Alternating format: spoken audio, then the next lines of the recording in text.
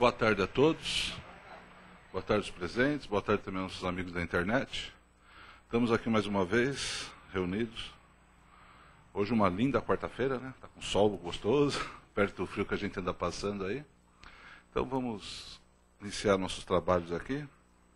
Com recadinhos bem rápidos, né? Bem básicos da casa, né? A casa tem trabalho praticamente todos os dias, né? Com exceção das sextas-feiras, que não é aberto ao público, né? Aí está fixado no quadro na entrada, e os amigos da internet também tem lá no site, tem os nossos horários. E na sexta-feira que é feito um trabalho especial, onde é atendido os dependentes químicos, né? Principalmente é um trabalho direcionado principalmente para os familiares. Então quem quiser, houver necessidade de trazer alguém, né, se quiser participar desse trabalho, são às sextas-feiras, 19h45. Tem uma equipe na casa preparada para atender quem houver essa necessidade. E na parte social, a casa desenvolve dois trabalhos, né? Ela faz as cestas básicas, né? Atendimento às famílias carentes. São famílias cadastradas aqui na casa. Nós estamos atendendo 70 famílias.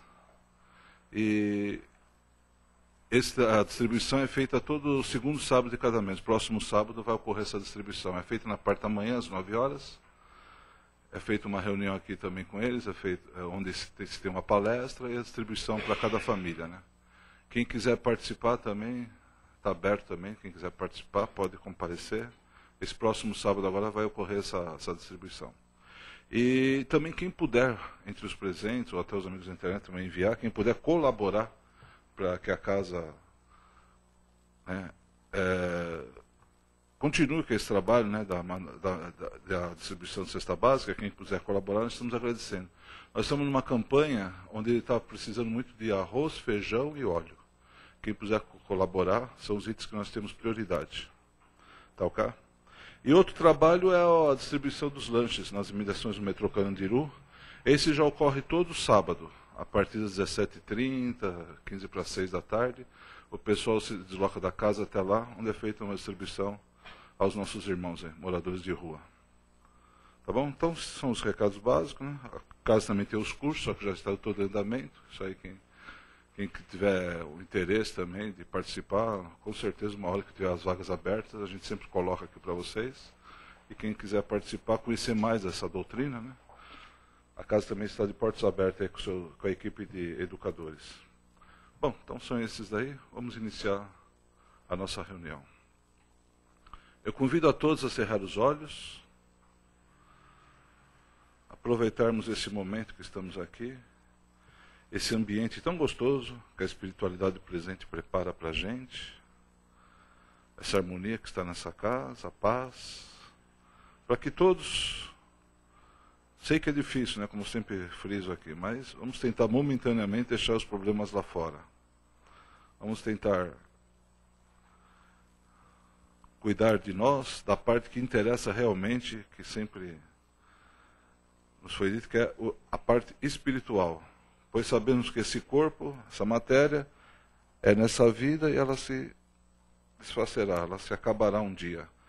Mas a nossa vida, né, aquela que interessa mesmo a nós, a vida espiritual, essa não. Essa, uma vez constituída, nós vamos viver para sempre. Então é pensando nessa vida que nós temos que nos preparar, estudarmos e principalmente melhorarmos. Isso se faz através do estudo, de todos os livros, né, da compõem a Biblioteca Espírita, que nos ensinam muito, os evangelhos, principalmente a Bíblia, onde nós devemos realmente estar sempre estudando. E a outra parte é a prática, né? A prática da caridade. Porque, como disse mesmo o apóstolo Paulo, né? Sem obras, nossa vida se torna vazia, né? Não há vida praticamente. Então, para que haja essa evolução, nós precisamos estudar e colocar em prática, através principalmente da caridade, tudo aquilo que aprendemos. Então, vamos nos ligando com a espiritualidade, agradecendo a todas as bênçãos que estão sendo derramadas sobre nós, pois já estamos sendo atendidos com certeza em todos os nossos problemas, nossas dificuldades, nossas tristezas. Vamos agradecendo a Jesus, que está sempre presente entre nós, e pedindo licença a Deus Pai, para que possamos ter entendimento de tudo que será ministrado nessa tarde, nessa palestra, para que possamos cada vez mais estarmos nos elevando e alavancando o nosso espírito para, com certeza, um dia chegarmos a mundos melhores, mundos mais felizes. Vamos pedindo também a Maria Santíssima, que interceda sempre por nós, para que nós possamos ser dignos de todas essas bênçãos e da paz, e que essa paz sempre caminhe conosco, aonde qualquer lugar que nós estivermos. A palestra de hoje vão ser obreiros sem fé. Eu convido o Zé Roberto, para proferir. É do livro Fonte Viva, do Chico. Tá bom? Faça favor, Zé.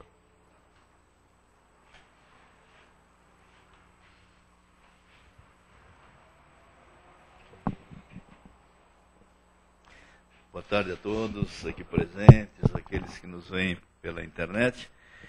E como disse o nosso companheiro, irmão Vladimir, o dia maravilhoso, é um dia muito lindo, então podemos falar da fé, que a fé é uma das 3 virtudes teologais, é a fé, a esperança e a caridade. E esse tema, ele está nesse livro Fonte Viva, obrigado, no item 26, que fala obreiros sem fé. Mas antes de nós falarmos das obras, vamos falar da fé, em primeiro lugar. O Evangelho segundo o Espiritismo nos fala sobre a fé, dizendo que a força de vontade direcionada para um objetivo aplicada nos campos material e espiritual. Quando fala dos campos material e espiritual, é alguma coisa muito interligada, porque quando nós falamos da matéria, nós não podemos dissociar do mundo espiritual. Porque a fé não é algo vazio. Diz o Evangelho segundo o Espiritismo que ela precisa de uma base. E a fé é algo que é perfeito, necessita da compreensão. E para crer não basta ver, é necessário compreender. E se nós compreendemos, nós confiamos. A fé tem que ser raciocinada. Não é algo assim vazio, dizer, não tenho fé que vai acontecer alguma coisa, somente porque nós queremos que aconteça. Não é assim. Em primeiro lugar, nós temos que confiar no Criador. Essa é a fé principal, essa é a virtude principal, que nós confiemos no Criador, confiemos numa força superior, sabemos que existe algo que nos direciona, que nos coloca nessa nossa encarnação e que nos criou como espíritos imortais. Então essa força maior é Deus, nosso Criador. E o Criador não é simplesmente alguém como nós, uma figura antropomórfica, alguém que se parece fisicamente conosco. É algo muito superior e nós não temos condição de entendê-lo ainda. Na questão número 1 do Livro dos Espíritos, Kardec pergunta o que é Deus, não quem é Deus, porque Deus não é quem, Deus é o que é. E os Espíritos respondem que é a causa primária de todas as coisas. Causa primária, então tudo surgiu por ele, por Deus. Então nós temos que confiar nele, confiar nos seus desígnios, confiar que aquilo que ele nos coloca é algo que nos leva ao desenvolvimento. Se acontecem algumas mazelas, alguns problemas, se nós passamos por provas, expiações, é porque nós necessitamos. É porque isso nós mesmos criamos. O Evangelho segundo o Espiritismo, no capítulo 5, diz o seguinte, que o homem é artífice da sua própria infelicidade ou felicidade. Então nós que criamos os nossos problemas. Quando Jesus ensina seus apóstolos na entrada de Jerusalém, onde existe aquele grande portal e existe aquela porta muito estreita que passava somente um camelo, todos se dirigem para aquele portal, porque é muito confortável passar por ali. Ali a porta era muito larga, então Jesus adverte, acautelai-vos com a porta larga, porque larga a porta e espaçoso é o caminho que leva à perdição. Prefere a porta estreita, que estreita é a porta e apertada é o caminho que leva à salvação. Então, o que nós queremos? Nós queremos facilidade. Então, quando nós confiamos de uma maneira até egoísta. Até egoísta. Diz ainda os Espíritos para nós que a fé é desenvolver confiança para que nós possamos alcançar objetivos que nós entendemos às vezes que não seja nem possível. Mas se nós confiarmos, se nós acreditarmos na justiça divina, se nós acreditarmos na bondade de Deus, com certeza nós vamos alcançá-la mercê ao nosso mérito. Nós estamos conversando com a nossa companheira aqui há pouco, que ela vai ter que sofrer uma intervenção cirúrgica. Né? Então ela estava dizendo que fez alguns tratamentos espirituais, e sofreu também uma cirurgia espiritual para um outro problema que foi resolvido, mas esse não. Ela não deixa de ter fé, muito pelo contrário, tem fé. Ela necessita passar por esse momento, por essa prova. Porque aquilo que está gravado no nosso perispírito, aquilo que nós temos armazenado de necessidade, de recomposição, nós vamos ter que passar por isso sim. Eu, pessoalmente, e minha companheira também, nós passamos por cirurgias. E nem por isso nós deixamos de ter fé, muito pelo contrário. Nós temos muita fé, e foi a fé que nos levou à recuperação. Porque a medicina existe justamente por nosso mérito, pelo mérito da humanidade. Deus vai concedendo essas benesses para que possamos ter uma melhor qualidade de vida. Se isso fosse dito, por exemplo, há 500, 600 anos atrás, seria algo praticamente impossível. Ora, não existia nem a anestesia. Não existia anestesia. As cirurgias eram feitas praticamente a sangue frio. As pessoas eram obrigadas a ingerir bebidas alcoólicas para que ficassem meio entorpecidas. Posteriormente veio o gás hilariante, que a pessoa sentia muita vontade de rir. Então ela fazia aquela cirurgia dando risada, mas não deixava de sentir a dor.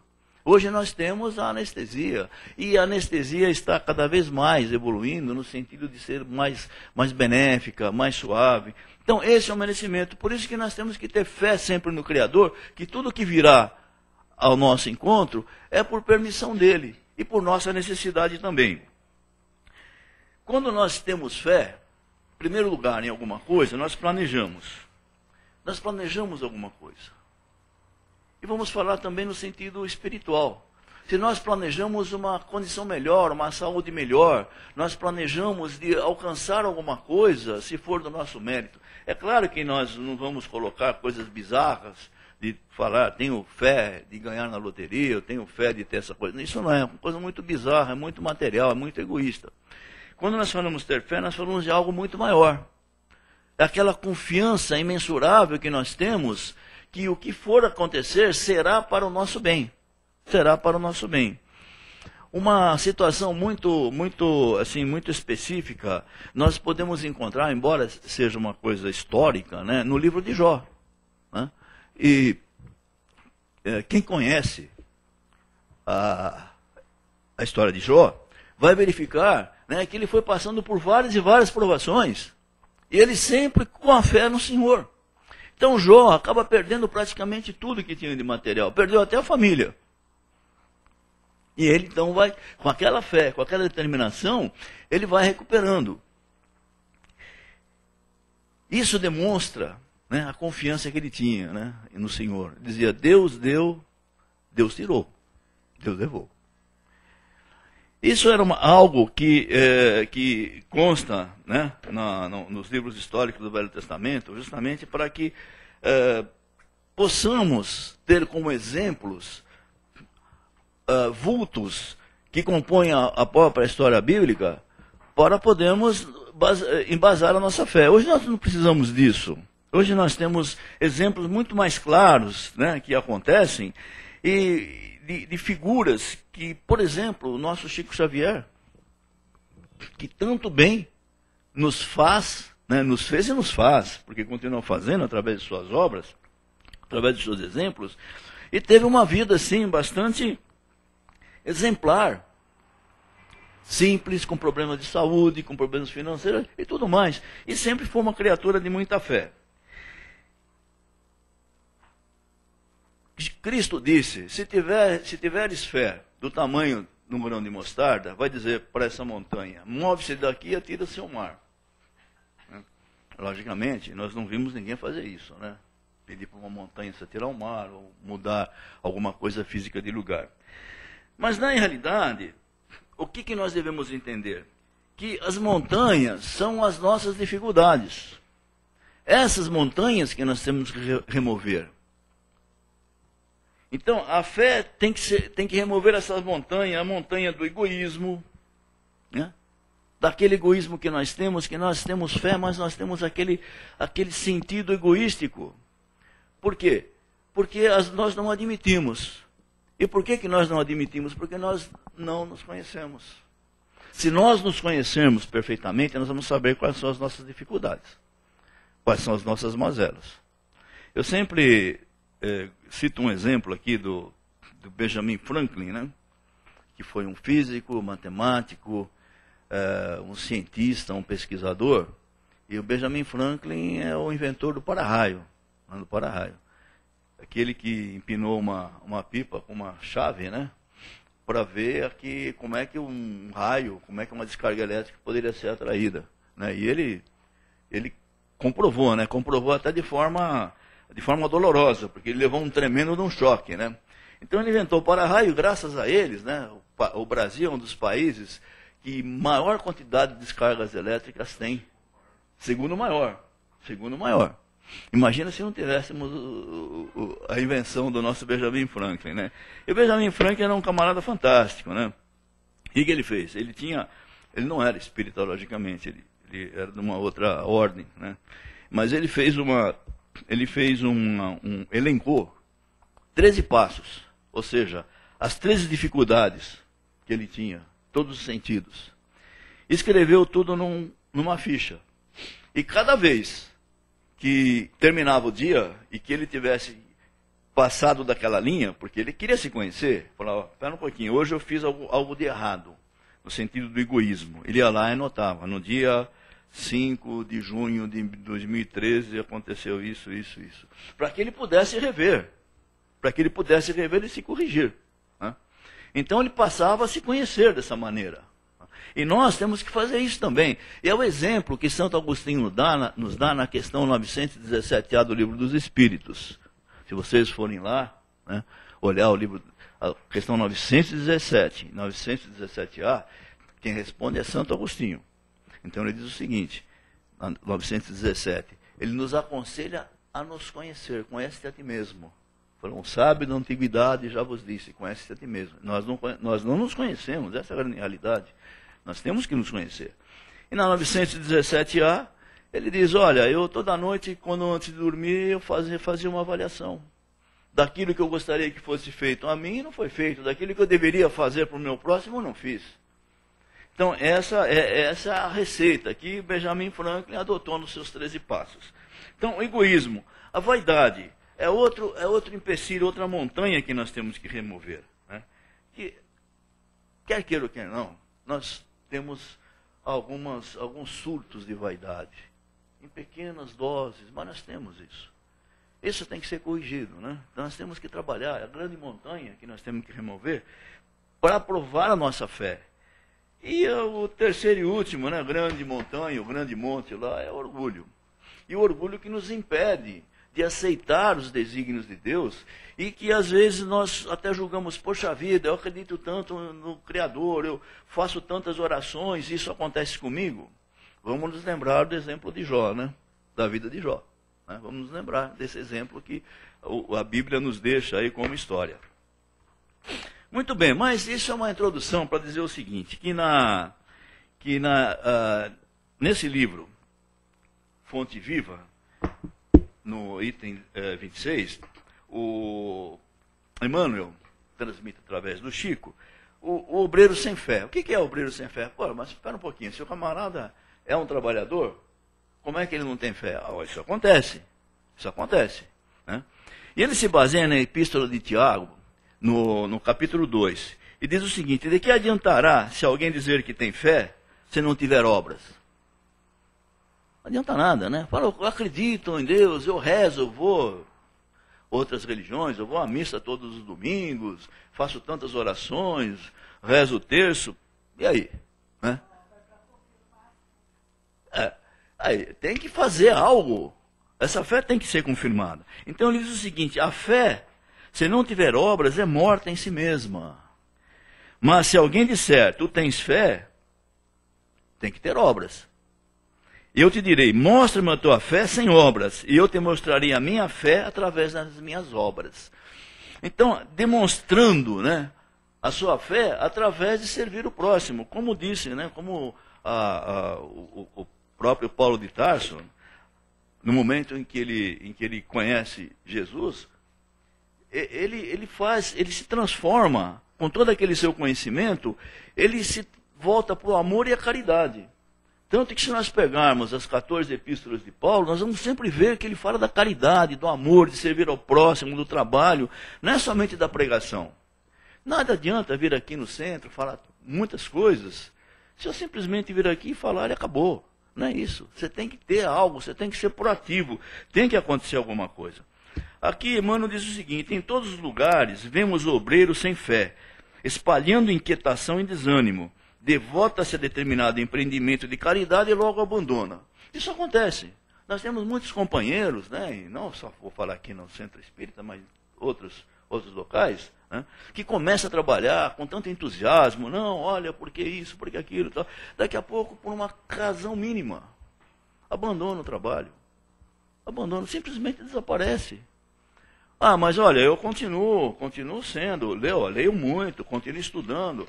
Olha, fiz seminários espíritas, cursos de doutrina, fiz novamente e tal, mas e aí? O que você fez? O que mais você fez, além disso? Aprendeu? Muito bem. Então é mais responsável. Aquele que conhece tem mais responsabilidade.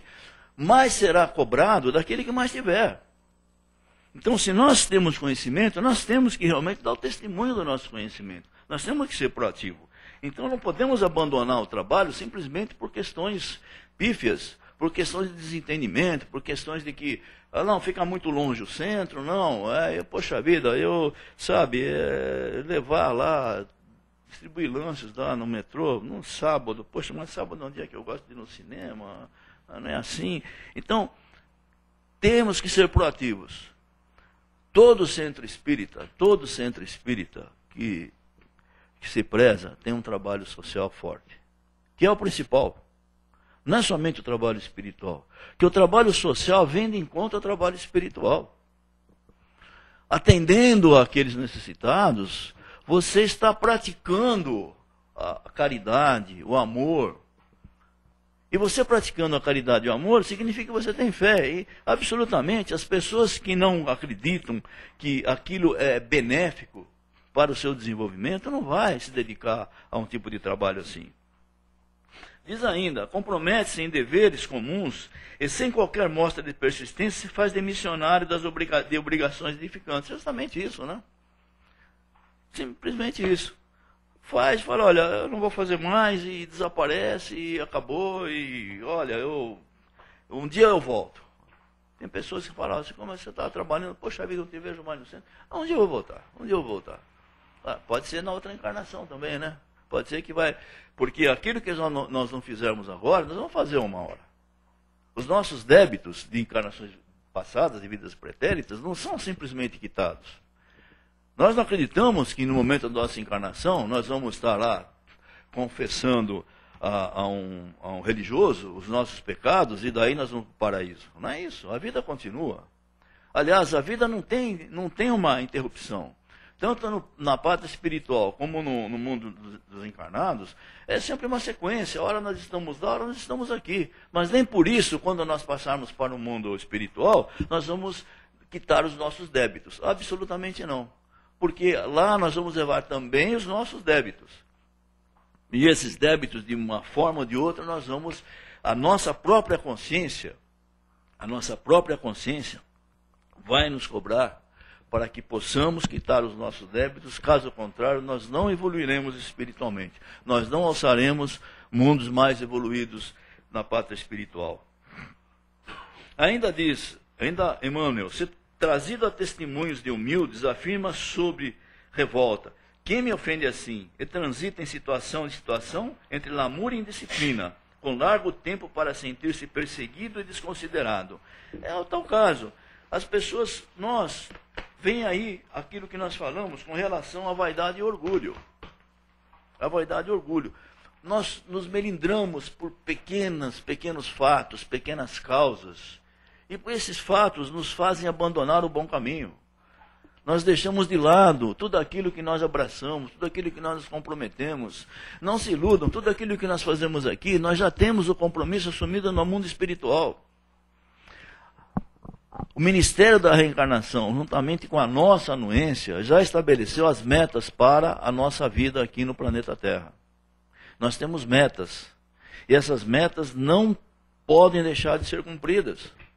E se nós escolhermos o caminho estreito, apertado, mesmo que mais difícil, com fé, com determinação, sabendo que nós estamos entesourando tesouros nos céus ou na pátria espiritual, conforme disse Jesus, onde a ferrugem não rói, não destrói e a traça não rói. Ou seja, nós não vamos perdê-los, muito pelo contrário, nós vamos amealhar esses bens que servirão para a nossa vida imortal. Porque nós não somos eternos, somos imortais, porque nós somos criados. Eterno é somente o nosso Criador. Ele não teve princípio e não teve fim. Nós tivemos um princípio, não teremos fim, né? Diz ainda, em toda parte o trabalhador que não termina o serviço porque se responsabilizou é um aluno que estuda continuadamente e jamais aprendendo a lição. É justamente isso. Se nós frequentamos uma sala de aprendizado, se nós frequentamos um centro espírita onde nós temos todas essas informações do mundo espiritual, se nós lemos todas essas obras que nos são colocadas à disposição, através da mediunidade do Chico, né, que nos deixou tantas obras, através do Divaldo Pereira Franco, Ivone do Amaral Pereira e tantos outros, né, nós estamos estudando e sempre aprendendo. Mas e aí? O que nós fazemos com todo esse aprendizado, se nós não colocarmos em ação? É aquilo que disse Tiago na sua epístola. Nós estamos tendo fé sem obras. E próprio Paulo de Tarso, na epístola dos Hebreus, diz que a fé sem obra é letra morta. Não adianta, nós temos que trabalhar, fazer alguma coisa, ser proativo, servir o nosso próximo. Essa é a nossa função nesse planeta, para que nós possamos não só evoluir individualmente, mas evoluir coletivamente. Porque nós temos uma missão que nos foi determinada, que é elevar o nível moral desse nosso planeta para que ele possa também ser qualificado de uma forma melhor, de um mundo de provas e expiações para um mundo de regeneração. Diz ainda, o servidor que confia na lei da vida reconhece que todos os patrimônios e glórias do universo pertencem a Deus. Tudo aquilo que nós temos, nós somos poceiros dos bens divinos. Isso tudo é passageiro. Hoje nós temos uma vida confortável, mas podemos não tê-la, porque tudo é passageiro. Voltando à história de Jó, né? Pode não ser tirado, de uma forma ou de outra. Se nós temos uma condição financeira favorável, isso pode ser destruído, não vale mais nada, se nós não tivermos saúde para desfrutar. Se nós tivermos condição financeira e saúde, pode não valer mais nada, se nós não tivermos a felicidade de ter aqueles que encarnam debaixo do mesmo teto, em harmonia e em paz. Então tudo isso pode ser tirado de um momento para outro, porque nós não somos proprietários disso. Nós não somos proprietários. E nós temos justamente que criar merecimento. No Livro dos Espíritos há uma pergunta que fala que se somente não fazendo o mal, nós estamos em acordo com as leis divinas, os Espíritos respondem, não. Você vai responder por todo o mal decorrente do bem que deixou de fazer. Nós respondemos pelo mal decorrente do bem que deixamos de fazer. As oportunidades de fazer o bem estão aí, né? Nós temos tantas, todos os momentos, né? A todo momento isso aparece, né? E finalmente ele diz o seguinte: revelemos a nossa fé através das nossas obras, Emmanuel, né? Na felicidade comum. Ele fala felicidade comum, não é individual. Então, aquela montanha do egoísmo que nós temos que remover para realmente ter fé, né? E o Senhor conferirá à nossa vida o indefinível acréscimo de amor e sabedoria, de beleza e poder. Mas não é essa beleza física, né? A beleza que nós estamos buscando é outra. É a beleza espiritual.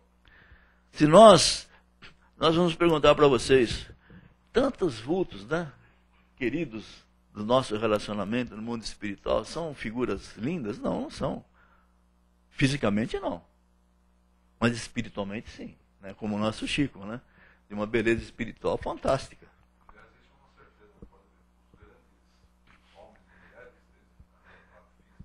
Exatamente, mas tem a beleza espiritual, isso que nós estamos buscando, né? E para finalizar, tem aqui uma passagem do livro Libertação, né? Libertação, de André Luiz. Né? É um livro que compõe aquela série das 14 obras, né? de André Luiz, onde o Gúbio, que é um instrutor de André Luiz, lhe dá o seguinte ensinamento. Entre outros, né? Continuando. A aquisição da fé, por isso mesmo, demanda trabalho individual dos mais persistentes. Né? Vamos lembrar, trabalho individual. A fé é um trabalho individual. Né? A confiança do bem e a confiança que esta luz desenvolve em nós modificam nossa tonalidade vibratória. Então, aquele que faz o bem, né, tem a sua tonalidade vibratória modificada. Pessoas que você se sente bem quando chega perto, né? Você fala, poxa vida, me sinto tão bem quando chego perto daquela pessoa. Aquela pessoa é voltada para o bem. Ela tem fé, mas ela tem obras. Ela serve, ela consola. Ela é uma criatura proativa. Entendeu a finalidade da sua encarnação? Somente a profissão da fé não é tudo. Sem esforço preparatório, é impossível ambientar o benefício. Pessoas existem que, após servir o ideal religioso por 2 anos, acham-se no direito de repouso de 20 séculos. Então, aquelas pessoas trabalham, né? Mensagem de Gúbio para André Luiz. Pessoas trabalham, não, já fiz minha parte. Não fez, não vai, não é assim. Não é assim. Jesus disse, né? Meu Pai trabalha até hoje, e sempre trabalha, fala do Criador. Jesus fala do Criador. Então a obra do Criador é uma obra constante, é uma obra que não tem fim. Nós temos aí informações de galáxias novas surgindo, universo em expansão, é porque o Criador continua criando. No nosso próprio planeta, no nosso próprio planeta Terra, nós vemos as benesses do nosso Pai, criando coisas cada vez mais belas, no mundo vegetal, no mundo animal, e nós mesmos, né? Nós vemos que nós pertencemos já a uma geração, né? Eu não, né? Que nós passamos uma geração, né, Vladimir? Mas as gerações que estão surgindo agora são gerações de criaturas mais perfeitas. Então a obra do Criador é uma obra perfeita. Por isso, queridos irmãos, nós temos que ter muita fé, temos que confiar, temos que acreditar para que possamos ter o devido merecimento. E trabalhar. Lembrando-se do ensinamento de Tiago, né, de Emmanuel, baseado na Epístola de Tiago, que a fé sem obras é morta. Então, vamos arregaçar as nossas mangas, vamos trabalhar. Existe muito trabalho na seara do nosso Senhor Jesus Cristo. E para isso nós estamos aqui para servi-lo. E Jesus abençoe a todos nós.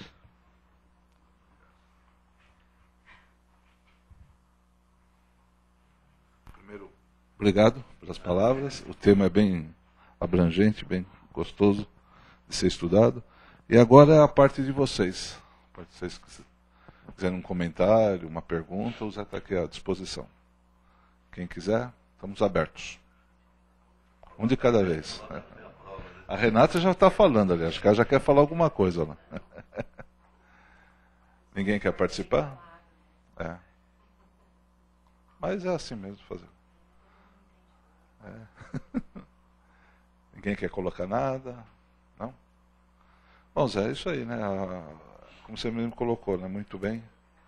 A fé ela tem que ser trabalhar, porque não adianta só ficar falando que acredita, né? E o trabalho, ele não está só como você mesmo disse, na Seara, ele não está só aqui no Centro Espírita, ele não está só na igreja. O trabalho, ele está, às vezes, na própria família mesmo. Entendeu? Onde nós temos, às vezes, um tio, às vezes, os próprios pais, num asilo, então nós devemos visitá-los. Nós temos doentes nas famílias mesmo, entendeu? E são pessoas que realmente ficam largadas, né? Infelizmente, isso acontece muito. Eu estou passando com um problema desse na minha família, né? Tem uma tia que acabou indo para o asilo. E a família, essa família por parte da minha mãe até que é grande, né? Mas ninguém vai visitar. Eu vou lá, também estou meio fraco na fé, estou indo pouco, estou indo cada 15 dias. Estou indo realmente cada 15 dias. É em Santo André, mas dá para ir mais vezes. E a filha que vai, são as duas pessoas. Ela recebe mais visita de pessoas que não são da família e as próprias pessoas. E quando você vai, aí você fica altamente surpreso quando você visita um asilo, porque tem pessoas que ficam, como tem um senhor lá, acho que eu comentei até com você que ele é foi engenheiro da Volks, tudo, né? Ele chega a ficar, o filho vai cada 45 dias só. Então ele vê a gente, ele fica doido, ele quer falar, conversar muito. Então é uma coisa que o trabalho está aí, né? Não é só distribuição de lanche, não é só colaborar com cestas básicas. Isso a gente pede aqui, né? Para que quem puder colaborar, sempre colaborar. Mas tem muito trabalho, pessoal. Então isso aí às vezes a pessoa, ela sente a necessidade de um acolhimento, né? De alguém com quem ela possa conversar. Isso que ocorre, né? E às vezes nós somos, como diz aqui, né? A própria espiritualidade nos adverte das montanhas que nós temos que ver, do egoísmo, né? Do individualismo. Nós não queremos escutar, falar, poxa vida, que criatura chata é aquela, nossa, fica falando das suas coisas, eu não quero escutar, né? Ou seja, se eu pergunto para ela como vai, aí ela fala que não vai bem e explica por que não vai bem, mas ela precisa falar. Ela tem necessidade, ela não tem com quem conversar. Então isso é muito importante. Isso não acontece somente dentro do nosso círculo, né? Acontece, você está no metrô, você está em qualquer lugar, no ônibus. É pessoa que sente a necessidade de conversar e de ser, porque é a forma que ela demonstra que alguém lhe dá atenção, alguém lhe quer bem. Essa é a necessidade. Isso é uma caridade, isso é um trabalho também. É como eu falei, não é só um trabalho material, mas é um trabalho de consolo. Isso é um trabalho de consolo, um trabalho de consolação. A doação do tempo, logicamente, né? O nosso tempo é doado de uma maneira boa também, né? Não é verdade? Tem uma descrição, uma história que eles falam muito no CVV, né? Que isso aí acho que já foi contado até em palestra, uma pessoa que atendia todo mundo, né? Aí um dia ele chegou muito cansado, né? E um morador do prédio falou, queria conversar com ele 5 minutinhos só, né?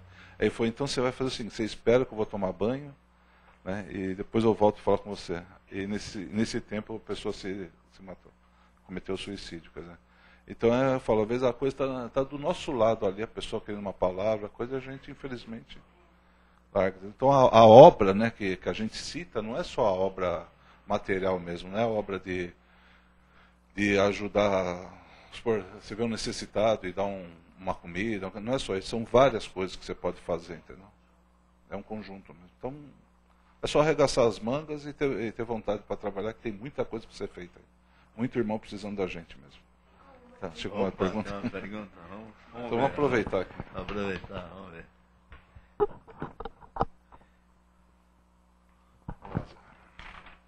Pergunta? É a Sandra, pelo visto. Pois é, boa tarde. Desculpa não estar aí com vocês. Está desculpado, né? O novo trabalhador deve tomar cuidado para não abraçar tudo de uma vez e depois de algum tempo se cansar e abandonar tudo.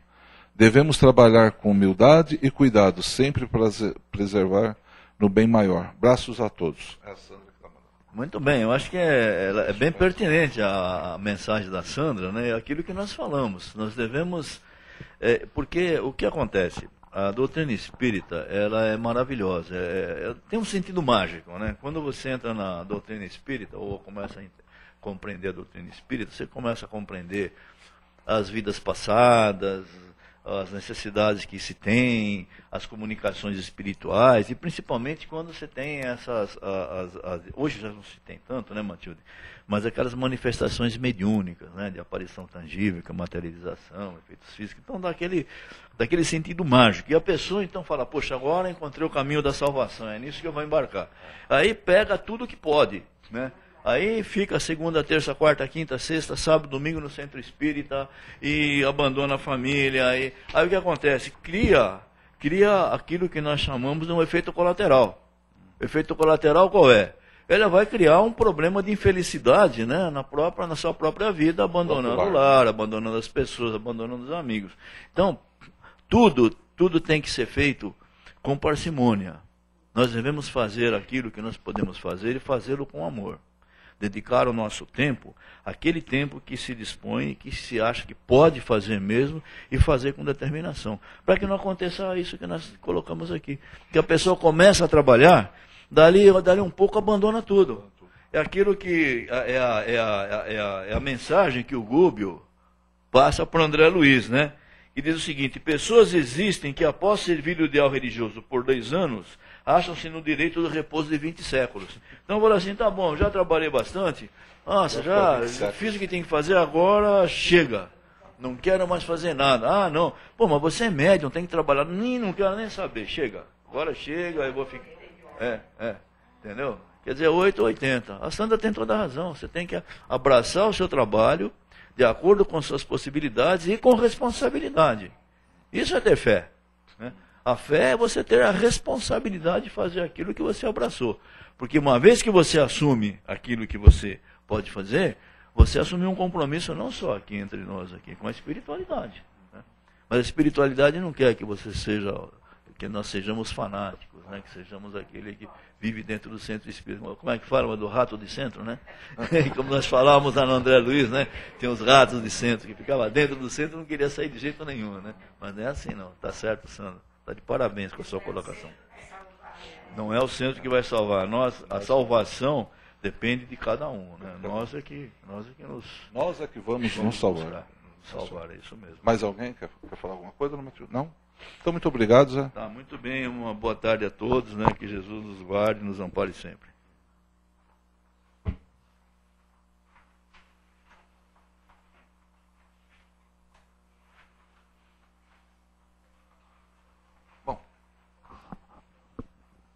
Então agora vamos, depois das palavras aí, desses ensinamentos, vamos colocar em prática a nossa fé e vamos fazer a nossa parte, vamos doar amor através das vibrações.